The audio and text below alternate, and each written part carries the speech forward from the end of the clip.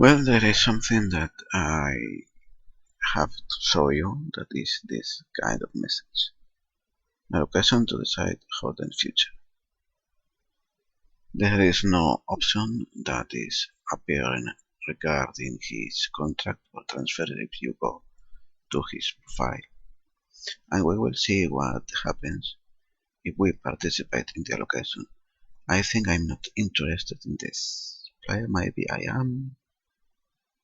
Yes, possibly I am, because I am a bit short on midfielders in case of injury. So let's see what happens.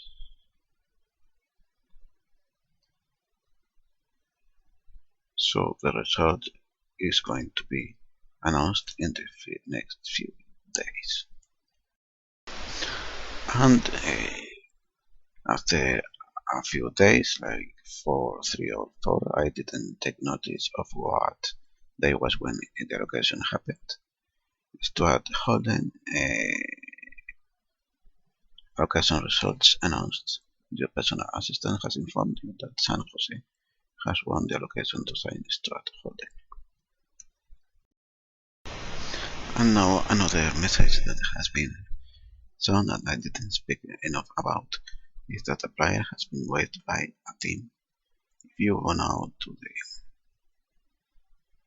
player profile, you have this option, claim player from waivers, which I am not going to do, at least right now, because I don't want him, and I am not going to reload right now.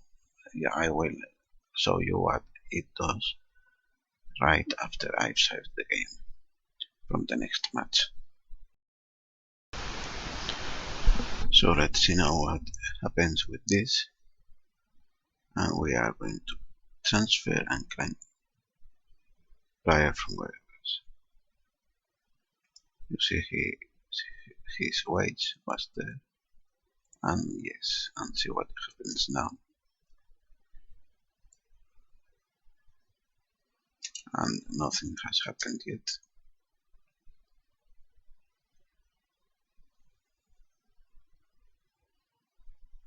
You see we just won our last game, 2-1 away, after they equalized with a penalty. A very good match was that.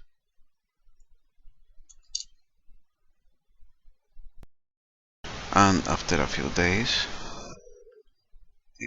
Philadelphia claimed Reyes of waiver and squad registries.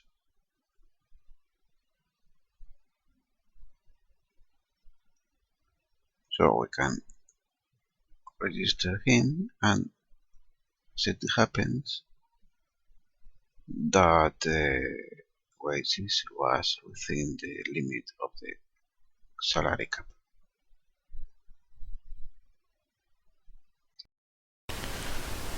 After showing you some of the news items that can be seen in the MLS regarding players that are waived or allocated or something else that I think I didn't show you in previous chapters, we are going now to look at the previous matches and then the live match of the current one.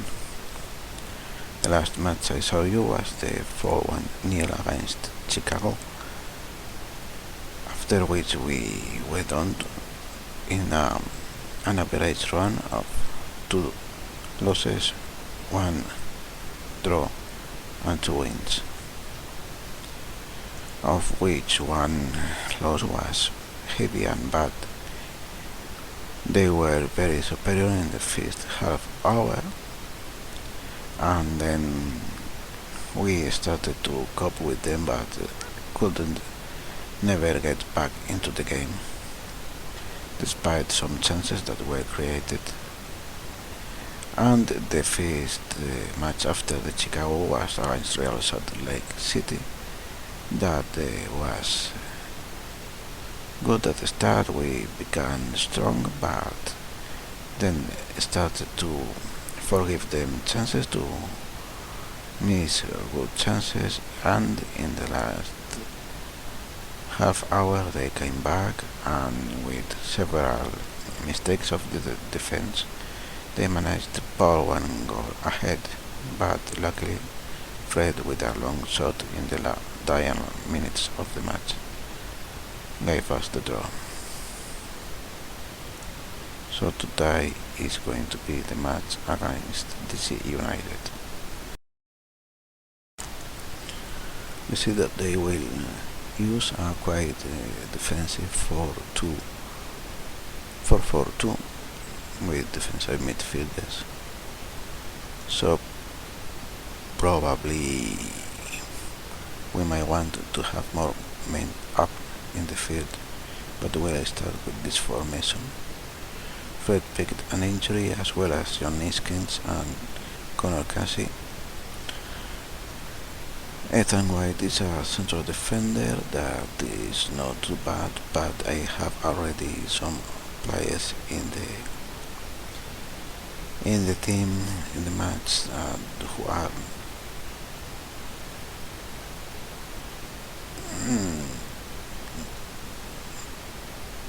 Neil Cooker is back from an injury, but he is very lacking in fitness.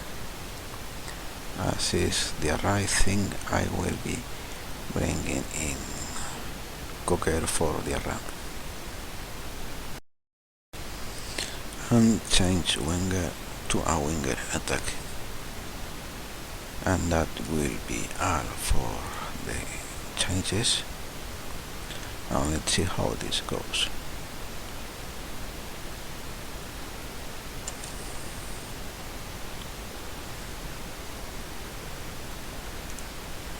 My assistant manager made the press conference for this match, as I was not very much in the mood to do this, so I'm answering the same kind of thing that he said.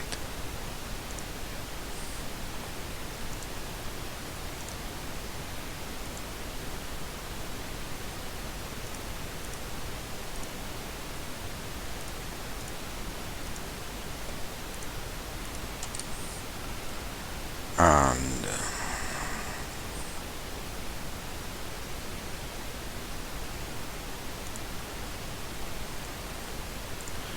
I thought I would be demanding, but I don't quite like the wording of we should win this match with no problem at all. That sounds like something to make the team complacent. So I will not make any change and start with things as they were.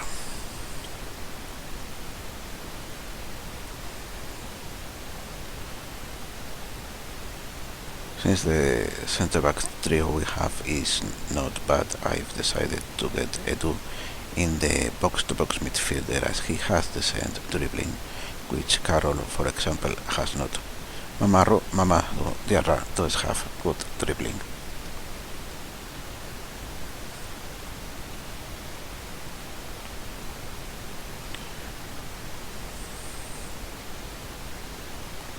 Too many players in the box. There's recently a few posts in forums that say we are all the time in the box and we don't score. Naturally, if there are so many people in the box, there are no spaces left for players to shoot or move into and score. And we are lucky that they committed a penalty. But I will be doing some changes before the penalty. For example, Wenger will return back to being a defensive winger support, and Nogueira will be also going into support mode. So they will not be everyone overcrowding the area of the position, and there will be more support from deep. And Steven Vitoria scores the goal. Good.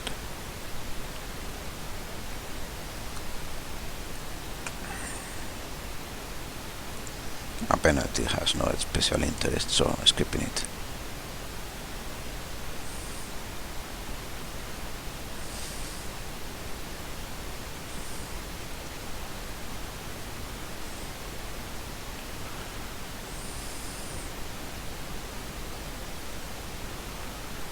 A lob over the goalkeeper, that's good. And if you have noticed the DC United players were not getting on top of mine, closing down very much, so we can lower the tempo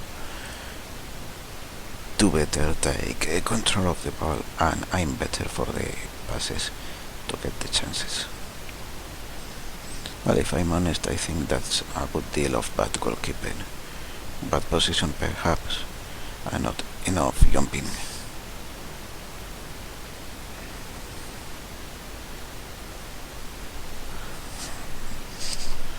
So we can see here that the players actually had a good deal of time before they are closed down by the position.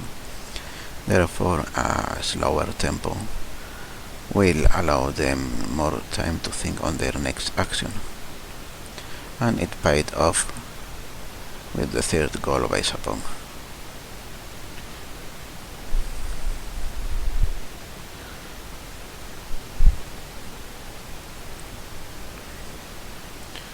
From a player deep instead of being in a crowded area where there's no lines of pass to get to Sapong, but deeper with area more empty of players and bodies, which makes the passes more likely to find their marks.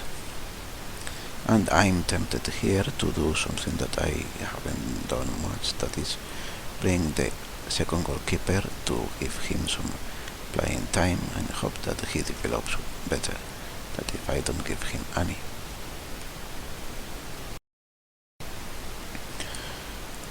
With a 3 open, we'll just tell them that we are very pleased, and that will be almost everything. They've changed the formation to this one, dropping one striker deeper, so in order to try to exploit the space between the defense and midfield, but that doesn't worry me, as when in the past I have had the assistant telling me there was too much space there. The central midfielder, the defensive one, tends to drop there, and I don't think it should be a problem, as he should be picked by my central midfielder, and if not, there are 3 center backs, one of whom can go up to him, and with Katic's goal there's even more worries about that.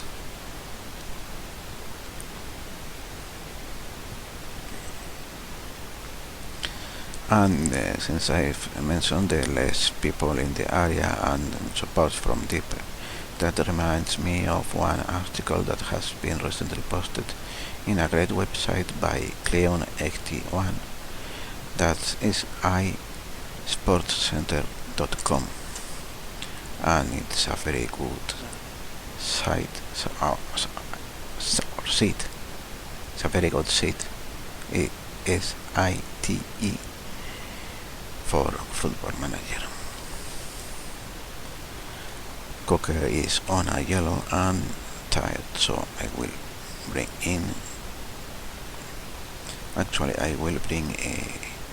Mamadou Diarra in place of Edu, so he can have a rest and we don't get an important player injured, and then bring in Caro and will not give them any team talk.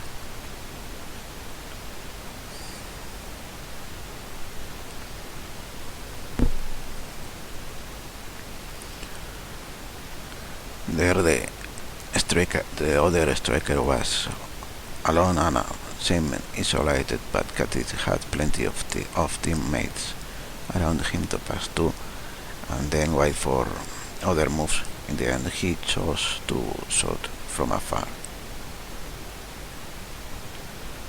I think I have not done anything regarding set pieces.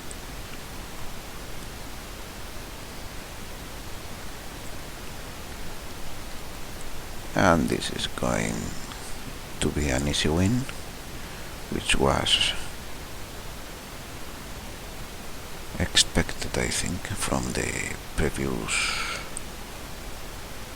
starting comments. I think the DC United was very low on morale and should be an easy match for us. And this should be the end of the match until they lost the ball.